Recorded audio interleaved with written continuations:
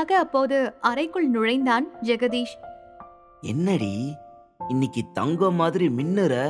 அதில் கிறங்கியவள் பேச்சின்றி கண்களை மூடிக்கொண்டு வெட்க புன்னகை சிந்தேயே ரவியின் குரல் கேட்டு எழுந்து சென்று விட்டான். என்ன மாமா, என்னாச்சு என கேட்டவனின் கன்னத்தில் பளார் என்று ஒரு அறை வைத்திருந்தான் ரவி. மித்ராவின் கணவரை பற்றி அர்ஜுன் கேட்டதும் கண்கள் கலங்கி நின்ற மித்ராவை கண்டதும் அவன் மனம் புண்பட்டு போனது. ச்சே, ஒரு பொண்ணு கிட்ட போய் அவ ஹஸ்பண்ட பத்தி இப்படி கேட்டுட்டியடா. நீ எல்லாம் என்னத்தடா படிச்ச லண்டன்ல? இப்படி கேட்டா எந்த பொண்ணுக்கு தான் கோபம் வராது? இந்த பொண்ணா இருக்க போய் கண்ணீர் விட்டதோட முடிஞ்சிருச்சு. வேற யாராவது இருந்தா இந்நேரத்துக்கு ரோட்ல நிக்கிறோன்னு கூட பார்க்காம உன்னை திட்டி தீத்திருப்பாங்க. உனக்கு யார்கிட்ட என்ன பேசுறதுனே தெரியலடா அர்ஜுன் என மனதில் நினைத்து கொண்டவன் மித்ராவிடம் பேச்சு கொடுத்தான். சாரிங்க, நான் அப்படி கேட்டிருக்க கூடாது. தப்பா எடுத்துக்காதீங்க. ஏதோ ஆதித்யாவோட அப்பாவை பத்தி தெரிஞ்சுக்கணுங்கிற ஆவல் அப்படி கேட்டுட்டேன். இனி நான் அவரை பத்தி உங்க மனசு கஷ்டப்படுற மாதிரி எதுவும் கேட்க மாட்டேன். நீங்க தயவு செஞ்சு அழாதீங்க ப்ளீஸ். சாரி, மன்னிச்சுக்கோங்க. நான் கிளம்புறேன், நீங்க உள்ள போங்க என்று கிளம்பியவன் அங்கே நின்றிருந்த மித்ராவின் முகத்தை காரின் கண்ணாடி வழியே பார்த்து கொண்டே சென்றான். அவளின் முகம் அவனுள் ஏதோ செய்தது. அதிலும் அவளின் அழுகை அர்ஜுனின் இதய துடிப்பை தாறுமாறாக்கியது. நான் ஏன் இந்த பொண்ணுக்காக இவ்வளவு ஃபீல் பண்றேன்? ஆதித்யாவோட அம்மாங்கிறதாலயா? இருக்கலாம். ஆனா யாருனே தெரியாத இந்த பொண்ணோட கண்ணீர் என்னை ஏன் இவ்வளவு பாதிக்குது? நான் தான் கேள்வி கேட்டு அவளை கஷ்டப்படுத்திட்டேன்னு எனக்குள்ள வர குற்ற உணர்வா இருக்குமோ என்று தனக்குத்தானே கேள்வியும் கேட்டு பதிலும் சொல்லிக்கொண்டு நேராக அவர்கள் தங்கியிருந்த அறைக்குள் நுழைய தேவாவோ அர்ஜுனை கண்டதும் கத்த ஆரம்பித்தான். மனுஷனாடா நீ எல்லாம்? எங்கதான் போய் தொலைற? எங்கேயாவது போனா வந்தா என்கிட்ட சொல்லிட்டு போக மாட்டியா? உன் வீட்டுல இருக்கிறவங்களுக்கு என்னால பதில் சொல்ல முடியல. உன்னோட குப்பை கொட்டுறதுக்கு நான் பேசாம அப்ராட்லயே இருந்திருக்கலாம். ஏன், என்னாச்சு? எதுக்கு இப்படி கத்துற? வந்ததும் வராததுமா? என்னாச்சு? ஏன் கத்துறனா? நீ ஏன் கேட்க மாட்ட? கொஞ்சமாவது கூட இருக்கிறவனை பத்தி யோசிச்சு எங்க போற வரனெல்லாம் சொல்லிட்டு போக தெரியாதா உனக்கு? அங்கிள் ஃபோன் பண்ணி என்ன கத்துறாரு? உன்னை ஏன் அவன் கூட அனுப்பி வச்சிருக்கோம்? அவன் எங்க போறான் வரான்னு கூட தெரியாத அளவுக்கு அவன் கூட நீ ஏன் இருக்க? அவனையும் பிசினஸையும் நீ பாத்துக்கிற லட்சணம் இதான் நானு திட்டுறாரு. உன் கூட வந்ததுக்கு எனக்கு ரொம்ப நல்ல பேர் வாங்கி தரடா.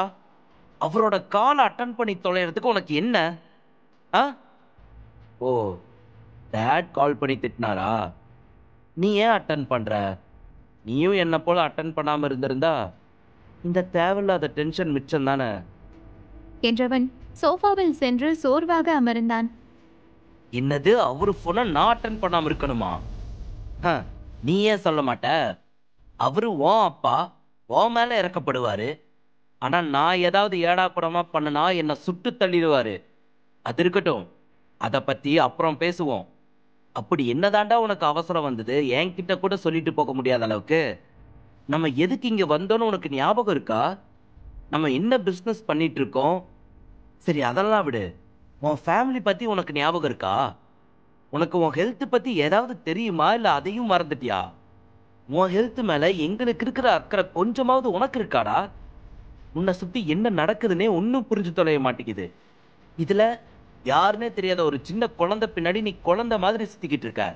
அவனுக்காக வாட்ச்மேன்ல இருந்து கண்டவங்க கிட்டையும் கெஞ்சிக்கிட்டு இருக்க. ஏன்டா இப்படி? உன் பவர் என்ன? உன் ரேஞ்ச் என்ன? இதெல்லாம் உனக்கு தேவைதானா அர்ஜுன்? இவ்வளவு நேரம் எங்கடா போன? என்னதாண்டா பண்ணிட்டு இருந்த? உனக்கு என்னதாண்டா பிரச்சனை? எதையாவது வாயை திறந்து சொல்லு, அப்பதானே எனக்கு தெரியும். ஆதித்யாவுக்கு உடம்பு சரியில்லடா. நேத்துல இருந்து ஹாஸ்பிட்டல்ல இருக்கான். என்னடா சொல்ற? என்னாச்சு ஆதித்யாவுக்கு? ஃபீவர்டா. எல்லாம் என்னாலதான். பாவம், குழந்தை ரொம்ப அழுதுருக்கான். அதுவும் எனக்காக, என்கிட்ட பேசணுங்கிறதுக்காக. என்னடா சொல்ற? உனக்காக அழுது ஃபீவரா? சொல்றத முழுசா தெளிவா சொல்லுடா. அவனோட அம்மா கிட்ட என்கிட்ட பேசணும்னு சொல்லி அவ்வளோ ஆர்கியூ பண்ணியிருக்கான். எனக்காக அந்த குழந்தை அவ்வளோ கஷ்டப்பட்டுக்குடா. இதெல்லாம் ஹாஸ்பிட்டல் போனப்போ அவனே என்கிட்ட சொன்னான்டா. கடைசியா அவங்க அம்மா நாங்க பேசுறதுக்கே ஓகே சொல்லிட்டாங்கடா. எனக்காக ஒரு நைட்டு முழுக்க அவ கஷ்டப்பட்டிருக்காண்டா. ஆனா அந்த குழந்தையோட இவ்வளவு அன்புக்கு நான் என்னடா பண்ணேன்? இனிமே என்ன பண்ண போறேன் எதுவும் புரியல. ஆனா அவனை என் கூடவே வச்சுக்கணும்னு தோணுது. அதுவும் எப்படின்னு எனக்கு தெரியல. சரி, இதெல்லாம் நீ ஹாப்பியா தானே சொல்லணும். ஏன் இவ்வளவு சோகமா சொல்ற? அதான் அவங்க அம்மா பேச சொல்லி சம்மதம் சொல்லிட்டாங்களே, அப்புறம் என்ன? அதெல்லாம் ஓகே தான்டா. இப்போ பிரச்சனையே ஆதித்யாவோட அப்பா தான். ஏன் இப்போ அவனுக்கு என்ன பிரச்சனையா? என்ன சொல்றான் அவன்? என் புள்ள ஏன் ஓ மேல இவ்வளவு பாசமா இருக்குன்னு கேட்டானா? அவன் ஒன்றும் சொல்லலடா. அதுவும் போக சொல்றதுக்கு அவன் இருந்தாதானே. அதான் நானே சொன்னனே, அந்த குட்டி பையனுக்கு அப்பா இல்லைன்னு. அப்புறம் என்ன? நான் அவரை பத்தி தெரிஞ்சுக்கணும்னு கேட்டேன் மித்ரா கிட்ட. ஆனா அவங்க எதுவும் சொல்லாம அழுதுட்டாங்க. பாவமா இருந்துச்சுடா அவங்கள அப்படி பாக்குறதுக்கு. மனசே சரியில்லடா அவங்களோட சேட் ஃபேஸ பார்த்ததுல இருந்து. அவங்க கண் கலங்கி நின்னதை பாக்குறப்போ எனக்கே என் மேல கோபம் வந்துச்சு. ஏன்டா இப்படி ஒரு கேள்வியை கேட்டேன்னு. நான் அவரை பத்தி பேசாம இருந்திருந்தா மித்ரா நார்மலா இருந்திருப்பாங்க. அவங்களோட குடும்பத்தை பத்தி தெரிஞ்சுக்கணுங்கிற ஆர்வத்துல நான் ஏதோ கேட்க போய் நானே மித்ராவோட அழுகைக்கு காரணமாகிட்டேன். முதல்ல பையனால வச்ச, இப்போ அவனோட அம்மாவையா?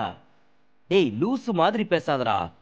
நான் எவ்வளவு ஃபீல் பண்ணி சொல்லிட்டு இருக்கேன், நீ இப்படி கிண்டல் பண்ணிட்டு இருக்க. சீரியஸ்லி அவங்களுக்கு நான் ஏதாவது பண்ணணும்டா. ஆனா என்ன பண்றதுன்னு தான் தெரியல. ஒரு குழந்தைய, அதுவும் தனியா ஒரு பொண்ணா இருந்துகிட்டு இந்த சொசைட்டில வளர்க்கறது எவ்வளவு கஷ்டம் தெரியுமாடா? என்னடா முதல்ல குழந்தைய பத்தி பேசி ஃபீல் பண்ணுன. சரி, உயிரை காப்பாத்தின குழந்தை அதனால ஃபீலிங்ஸ் இருக்குன்னு நினைச்சேன். இப்போ குழந்தையோட அம்மாவை நினைச்சு ஃபீல் பண்ற. பைத்தியம் ஆகிட்டியா? நீ என்ன பண்ணிட்டு இருக்கன்னு உனக்கு தெரியுதா?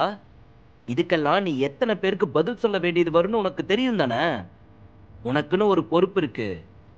நல்லா ஞாபகம் வச்சுக்கோ. உன்னை நினைச்சே உன் குடும்பம் முழுசும் ஃபீல் பண்ணிட்டு இருக்கு. இதுல நீ இன்னொருத்தனோட குடும்பத்தை நினைச்சு ஃபீல் பண்ணிட்டு இருக்க. விளங்குமாடா? இதெல்லாம் எங்க போய் முடிய போகுதோ தெரியல. நாளைக்கே இங்க நடக்கிற ஏதாவது உங்க அப்பாவுக்கு தெரிஞ்சா அந்த பையன் யாரு, பையனோட அம்மா யாருன்னு கேட்டா என்னடா சொல்லுவ? ஒருவேளை உன்னை ஃபாலோ பண்றவன் அந்த குழந்தையையும் அவங்க ஃபேமிலியையும் ஃபாலோ பண்ணி அவங்களுக்கு எந்த டார்ச்சரும் பண்ண மாட்டாங்கன்னு என்னடா நிச்சயம்?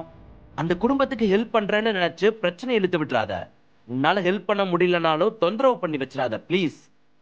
நான் அதெல்லாம் யோசிக்காம இருப்பேனா? எல்லாத்தையும் யோசிச்சு தான் பொறுமையா இருக்கேன். முதல்ல உன்னை பத்தி யோசி. உனக்கே உன்னை பத்தி ஒன்றும் தெரியல, இதுல நீ அடுத்தவன் குடும்பத்தை பத்தி தெரிஞ்சுக்கணும்னு நினைக்கிற. என்ன முட்டாள்தனம்டா அது? தேவாவிற்கு பதில் கூற வந்த அர்ஜுனின் கண்கள் மேல் நோக்கி இழுக்க கண் பார்வை மங்க மயங்கி சரிந்தான். அப்படியே கீர்த்தனா தனது அன்றாட வேலைகளை முடித்துவிட்டு தன் அறைக்குள் சென்று குளித்து முடித்து வெளியே வர சரியாக அப்போது அறைக்குள் நுழைந்தான் ஜெகதீஷ்.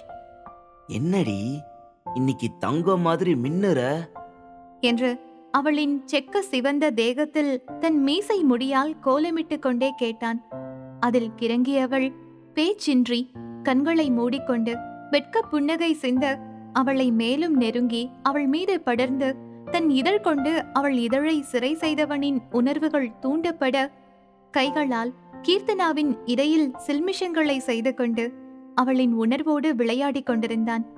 அதே நேரம் பார்த்து அறையின் கதவு வேகமாக தட்டப்பட்டது ரவியால். ஜெகதீஷ், ஜெகதீஷ் என்று அழைக்க பெண் அவளின் உணர்வுகளை தூண்டிவிட்டவன் பாதியிலேயே ரவியின் குரல் கேட்டு எழுந்து சென்று விட்டான். என்ன மாமா, என்னாச்சு என கேட்டவனின் கன்னத்தில் பளார் என்று ஒரு அறை வைத்திருந்தான் ரவி. அதில் அதிர்ந்து நின்றான் ஜெகதீஷ். கேளுங்க நேசிப்பாயா ஆடியோ சீரீஸ் உங்க குக்கு எஃப்எம் ஆப்ல. டவுன்லோட் தி ஆப் நவ.